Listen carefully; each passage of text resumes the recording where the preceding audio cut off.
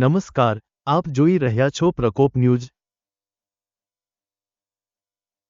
છોટાઉદેપુર જિલ્લાના પવિત્ર ધાર્મિક સ્થળે આજે ખાસ ધાર્મિક માહોલ જોવા મળ્યો હતો। હજરત હાજીપીર નિજામુદ્દીન બાવા મોટામિયા ચિશ્તી ફરીદી સાબરી સાહેબના 69માં ઉર્સ મેળા નિમિત્તે 10 અને 11 જુલાઈના રોજ ભવ્ય અને શ્રદ્ધામય ઉજવણી યોજાઈ રહી છે। હિન્દુ અને મુસ્લિમ બેંકે હાથ મિલાવી ભક્તિભાવથી ઉમટી પડેલા આ મેળામાં હજારો શ્રદ્ધાળુઓએ હાજરી આપી ધર્મ અને એકતાનું સુંદર દ્રશ્ય સર્જાયું છે। મેળામાં ભાવિક ભક્તોએ ધૂન, કાવ્યપાઠ અને પ્રાર્થનાઓમાં જોડાઈ પવિત્રતા અનુભવી। મેળામાં વિવિધ દુકાનો અને સ્ટોલ પણ લાગ્યા હતા, જ્યાંથી ભક્તોએ વિવિધ વસ્તુઓની ખરીદી કરી આનંદ માણ્યો।